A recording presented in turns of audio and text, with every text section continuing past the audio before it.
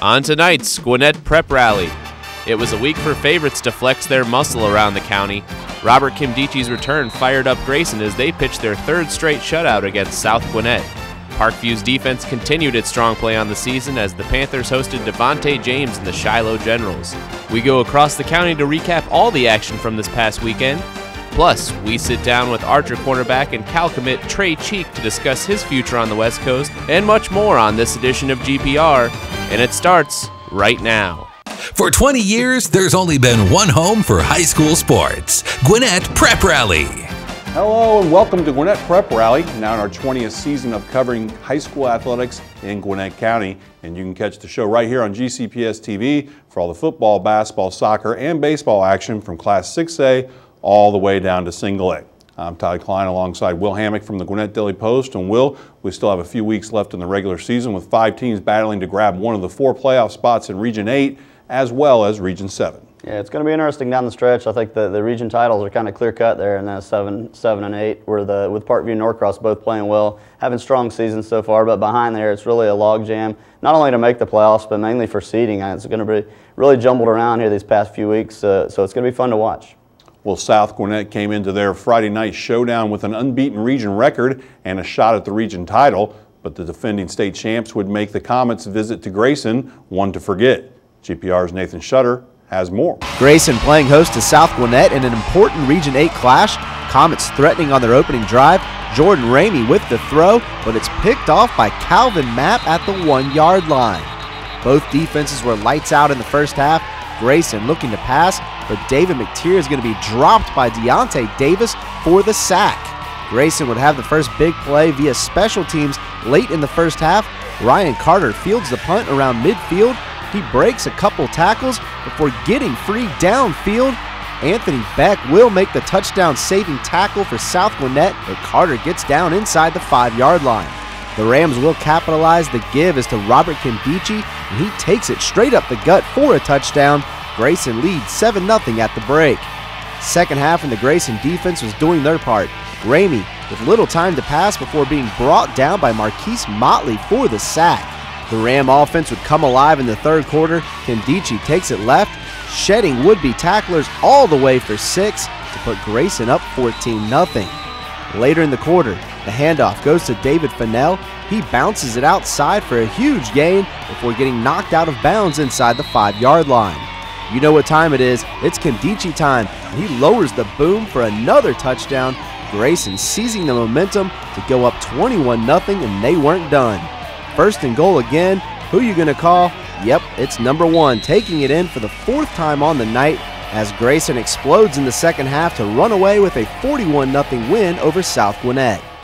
Well, big game from Nkemdiche as far as touchdowns, but this one looked kind of like a good game early and then kind of got out of hand on South Gwinnett. Yeah, I think South Gwinnett showed a lot on the defensive side of the ball. You saw the first half them playing very tough in this game, keeping it close, but really South Gwinnett's offense needed to do a lot more against the Grayson defense, and that says a lot for this Grayson defense, how talented they are from top to bottom.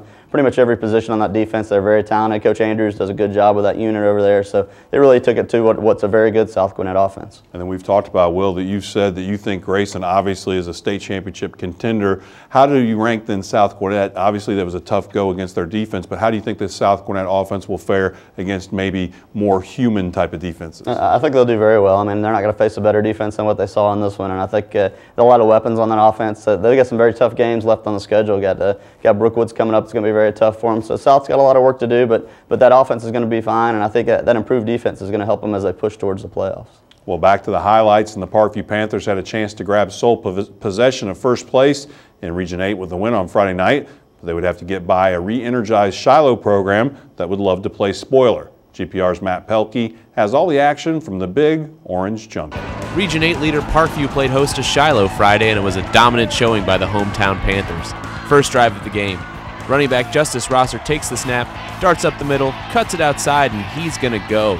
A defender tries to shove him out at the 10, but Rosser won't be denied. Parkview up 7 early. Shiloh back to punt. The snap is high and then fumbled. After a scramble, the Generals are going to fall on it, but it doesn't matter. First and 10, Panthers at the 20. That would set up this Mac Marshall sneak from the 1. He's in, and Parkview leads 14-0. Second quarter now, Shiloh quarterback Devontae James drops back, thinks he has a man open, but Shaq Vereen jumps the pass and makes a beautiful interception. Now for a little trickery. Keanu Mold takes the pitch on the reverse, rolls back to the right, and finds Mac Marshall down the sideline for 35 yards. First down, Parkview. Same drive. Chris Carson takes the pitch, cuts to the outside, and he's headed for the corner. He dives for the pylon. The first official marks him down at the 1, but a second official comes in and gives him the score. 21-zip Parkview at the half. More of the same after the break. The Generals force a Parkview punt, but even after a low snap, it's all downhill from there. They can't handle the ball on the return, and the Panthers recover the muff kick. They tack on another score from there and win this one easily to stay atop Region 8. Well, Brookwood had a little bit of trouble with Shiloh. Shiloh put a little scare into him. Wasn't the case with Parkview. Parkview came in and pretty much dominated this game from the get-go. Yeah, I think the difference in that Shiloh game against Brookwood and against Parkview is defense. I think Parkview's got a lot better defense than Brookwood. And it clearly showed in this one. Shiloh was not able to do much on that great Parkview defense, and it's been great all season long. It's not anything new. This has been, even at the start, holding Norcross to 20 points in that game in their loss. They did a very nice job on the defensive side of the ball. Well, we wanted to thank the Shiloh Touchdown Club for providing those highlights. Wasn't a lot of highlights on the Shiloh side, mainly because of that Parkview defense, and I think maybe it says more about Parkview maybe even than Shiloh. That Parkview defense has just been stout all year. Yeah, they've been excellent, and I think offensively they really take care of the ball too. They really help that defense out with a ball control offense. Chris Carson runs the ball well. Obviously, Justis Rosser had a good one in this one. And really, at the quarterback position, they don't throw the ball around a lot. It's more of a game manager this year, and whoever they've had back there has done a great job. Time now to recap some other pigskin action from this past Friday night, and we will stay in Class 6A with the Brookwood Broncos getting a win on homecoming night against Central Gwinnett. This one was tight for a little bit, Will, but Kai Priester and company pulled away. Yeah, another case of Brookwood struggling to get by, but they keep finding a way to win somehow. Really, not a great game for Zach Moon throwing the ball. He only completed 9 passes, but 7 of them went to Kai Priester for 217 yards, a couple of touchdowns. Really, Brookwood's offense is dynamic, and they're showing it in every game. Talk about an offense that looked dynamic. Mill Creek getting it done against Duluth. Yeah, that offensive line, I think, was the key to this one. They really just mowed down Duluth, opened up some huge holes for that running game. And Kelsey Griffin had a big game to lead the stout defense over there. He had a fun first high school touchdown for the big defensive lineman headed to South Carolina. He had 4 sacks in the game. Also, just a force on the defensive side of the ball. And then we move over to Norcross. Talk about a force. The Blue Devils are just playing some great football. Yeah, they have playmakers all over the field. Obviously, Alvin Kamara is a great player. He's always going to be a factor. Miles Autry, a junior, he's going to be one of the top recruits in the country coming next year. He's making plays all over the field. 5 rushes for 25 yards, a couple touchdowns, a 37-yard TD catch, and a punt return for a touchdown in this game against Mountain View. Really sparked the Blue Devils. Then we move over to Archer. Archer having another nice season. Will Cone had a big game in this one as they shut out Burkemall. Yeah, if they hadn't lost that shocking game to Brookwood, they would have been in a lot better position. Really let that one slip out of their hands. But outside of that, they've been playing some good football. Very big, very physical, and good on both sides of the ball. They run the ball pretty well and also made some plays in the passing game lately. Will Cone, 3 catches, 82 yards, and a score in this one. Well, it's never too early to probably start looking at the playoffs. The coaches may differ with us on this, but you start looking ahead. Norcross has this great season going, but a big-time showdown lurks maybe in the second round of the playoffs. Yeah, if things go the way everybody thinks it's going to go, Grayson ends up being the number 2 seed out of Region 8. You're probably going to see a Norcross versus Grayson matchup. Maybe Gwinnett's 2 best teams playing each other in the second round of the state playoffs. You hate to see somebody go out that early, but that portion of the bracket's going to be really loaded. You're probably going to see Camden or Lowndes in that same quarter of the bracket. So really it's a tough draw for either of those teams. And then want to look back and talk about Mill Creek a little bit. Will, I know they had a couple close calls, one of those being against Brookwood, but that offense, when it gets going, it looks very dangerous. How do you see Mill Creek shaping up as we get close to the postseason? I think they're doing great. I think they're big and physical, and that really gives them an advantage coming in a lot of these games. They're able to run the ball well. Also on the defensive side of the ball, very physical. So I think they can play with anybody. It's going to be very scary. They're probably not going to be one of the top seeds out of Region 7, but they'll be a playoff team, and they're going to put a scare into one of the top seeds they play. Well, let's take a look back at the rest of the football action from this past Friday night with the teams competing in Class 4A all the way down to Single A, and we start off with the Buford Wolves. Yeah, Buford, it was a big win for them, taking care of Dawson County, 34-3. Don Travius Wilson, 17 rushes, 148 yards, and a touchdown. They've really been playing well lately, really taking care of business, and that's really what you expect out of Buford. They're kind of rolling through that region, hadn't been tested. Got some bad news this week with a few forfeits, but other than that, they're really rolling along. We can move over to Hebron. Will, it's been a little bit of a tough season for Hebron football this year. Yeah, they're in a building mode. They're talking about a small team. They really don't have a lot of kids on this team, and they really got a lot of guys playing 2-3 positions. They're all over the field all the time. So it's really asking a lot of these kids, but they play hard every week. They fight until the very end, and and they've been able to win a couple games, win a game, score some points, so they're doing well. Well, Lanier was in an exciting one against Justis, Will, but they couldn't pull it out. Yeah, this was a Justis team that's up at the top of the region. I mean, to play with one of the upper tier teams at Justis like this shows a lot about where this Lanier program's coming from. Threw for 290 yards and 4 touchdowns out of Taylor Grant. Kind of led them back, forced overtime. They took the lead late in regulation, ended up giving up a field goal to tie it, and then lost it overtime. Then we move over to Wesleyan. Will, were you surprised by kind of the domination by Westminster in this one? Yeah, I thought this game would be a lot closer. Westminster definitely was bigger and deeper, and Wesleyan's going to face a lot of that when they play AA teams, and it was Westminster just kind of took over physically in this game. Miles Smith had a good game, 13 rushes, 122 yards and a touchdown. He's also a pretty good defensive player, but I think they really struggled in this game in a lot of facets. Well, I want to go back and talk to you first of all about Buford. Can't hardly show their highlights without talking about the news that came out this week about the forfeits that they had to do in 2 games that they thoroughly dominated, but by playing an ineligible player for a couple snaps at each one of those games, looks like Buford will not be the region champion this year. Yeah, they're suddenly go from 4-0 to 2-2 in the region, having to forfeit those 2 games for using an ineligible player right at the very end of those games. So that was disappointing news for the team to take. I mean, they were looking forward to playing North Hall for the region championship. Both those teams were undefeated, but now looks like North Hall is going to have a pretty clear path to that #1 seed. I still think Buford's going to take care of business, make the playoffs, and definitely do some damage when they get to the state playoffs. And like I said, if they can get to that point, I don't think it matters what their seed is. They want to come back. We'll talk to you a little bit about Lanier program. We don't get to talk a lot about because they don't play other Gwinnett teams in their region. Just give us an overview of how you think Lanier stands at this point in their program. I think they're doing great. I mean, they jumped right into a region that's not a bad of a region, and they're very competitive with everybody they played. They put a scare into some of the top teams in the region, and I don't think they're through winning this year. I think they're going to knock off a couple more region teams. Whether or not they're a playoff team this year, I don't know, but they're definitely growing, and I think you can look for them to be a playoff team next season for sure. Well, the Archer Tigers are making a strong push toward the state playoffs for the 2nd consecutive season, and to achieve that goal, they will need a strong play out of their defensive unit led by Captain Trey Cheek. Tonight's team leader is presented by Breda Pest Management. The on-field talent of Archer defensive back Trey Cheek drew the attention of many D1 college football programs, but it's the intangible abilities that separate him from the rest of the pack. Well, Trey was elected one of our team captains, and he's a tremendous worker. He works his tail off in the weight room. He has for 4 years, and he leads by example. He's never been a vocal guy, vocal player. But he just does his job, and he does it with a passion that's contagious. His overall talent and blue-collar work ethic earned Cheek several scholarship offers, but in the end, the lure of heading out west was too tempting to pass up. I chose California because the academics are off the charts. At the #1 public university in the country, can't really beat that. Unlike many Division I football recruits, Trey Cheek decided on his college destination without ever stepping foot on campus. I just felt that it was the right decision, so I committed on my mom's birthday, and I just wanted to make it happen. I felt in my heart that it was the right choice, so I just wanted to go with it. He feels great about his decision, and you know, he's a guy that is mature enough to make those kind of big decisions, and he put a lot of time and thought into it, and that's where he wants to go. So we're going to support him 100%.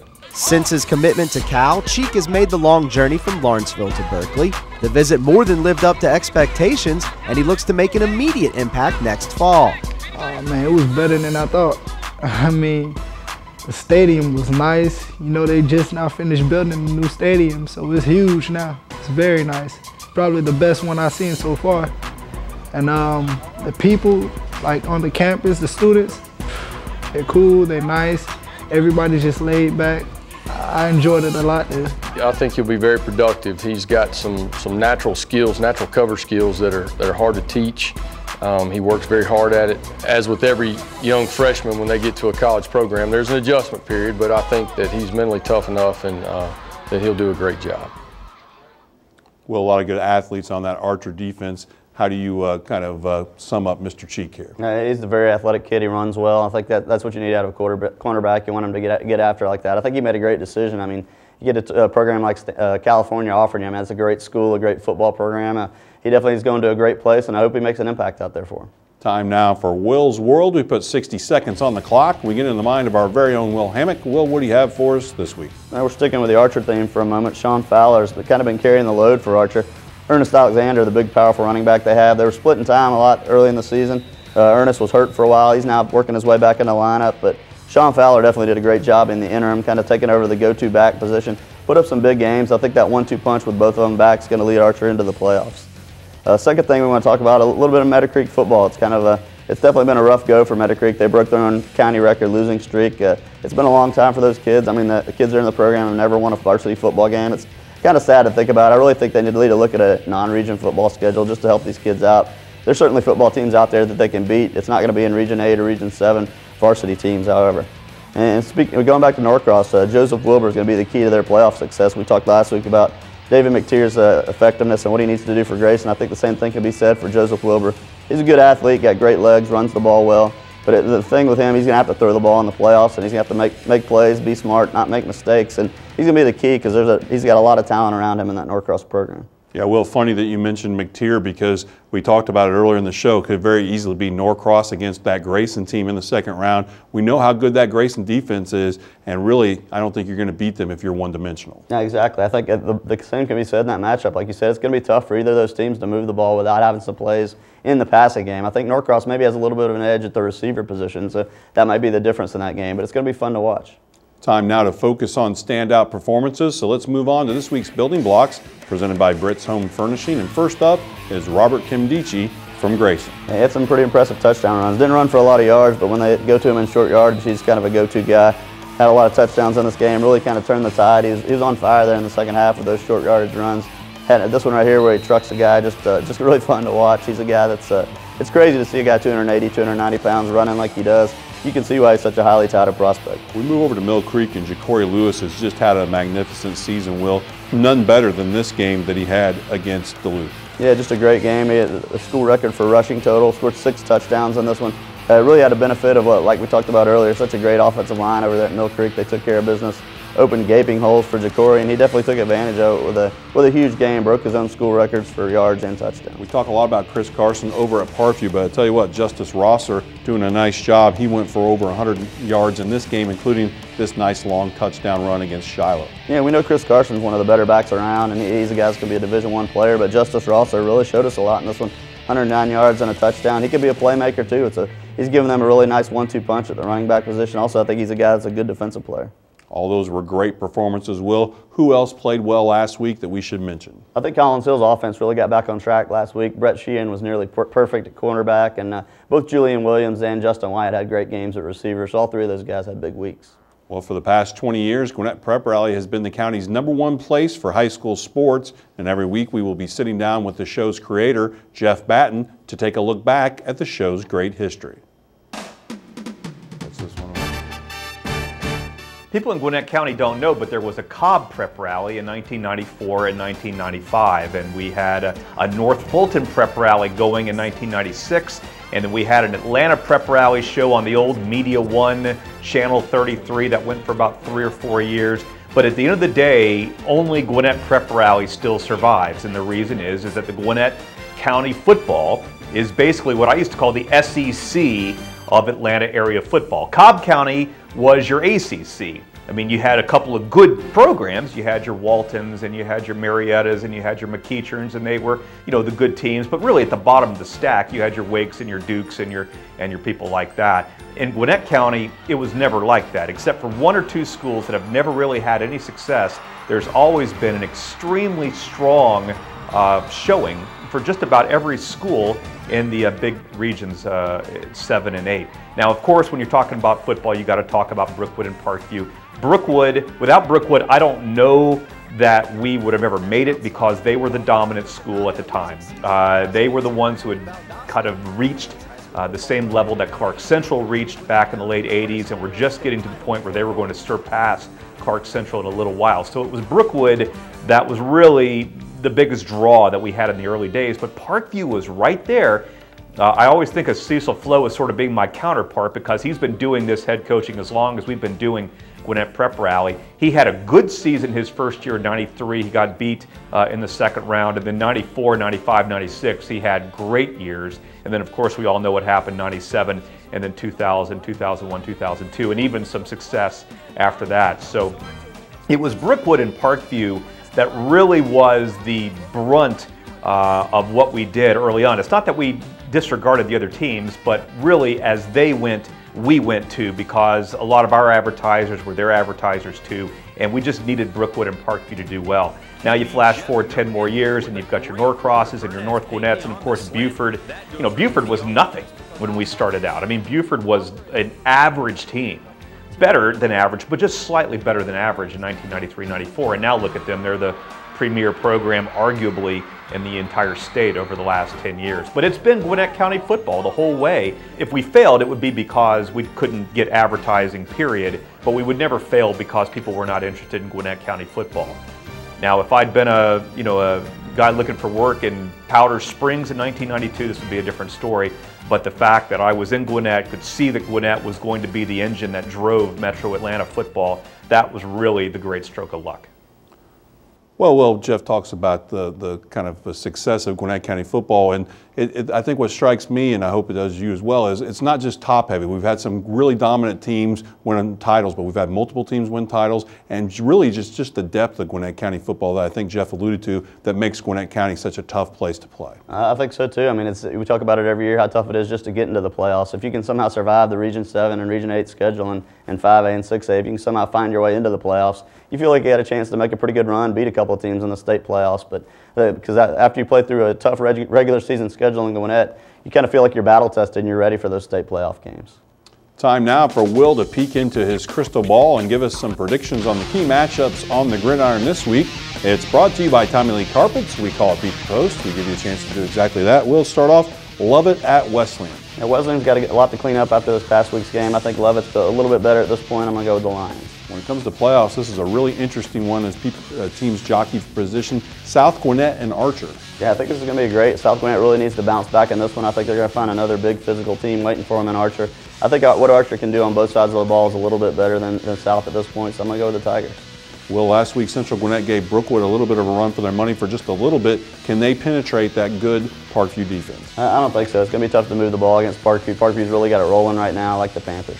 A tough one here. Decula at Shiloh. Does Shiloh get back in the win column, or does Decula get in the win column? I think this is the week Decula breaks through. They continue to fight. I haven't won a game yet, but I think this is the week they're going to break through. Well, this used to be one that kind of defined a season. Norcross at Peachtree Ridge doesn't really have that flair. Does Peachtree Ridge have it in them to upset the Blue Devils? Yeah, this game's going to mean a lot to them to kind of turn around their season a little bit, but I think Norcross just has too much on both sides of the ball. And then we have the Battle of Swanee. North Gwinnett plays Collins Hill. Who wins this one, Will? This is going to be a very good one. It's going to be for the #2 seed in the region more than likely. And I really think North Gwinnett's better on both sides of the ball. I'm going to go with the Bulldogs. All right, that's going to do it for this week's GPR, but be sure to join us next week for more highlights and features with a full slate of Friday Night Football. And you can go to GwinnettPrepRally.com every Tuesday through Friday right here on GCPS. And you can also get the scheduling details at GwinnettPrepRally.com. For Will Hammock and all of us here at GPR, I'm Todd Klein. Thanks for watching, and we'll see you under the lights. Grab some wood there, bub.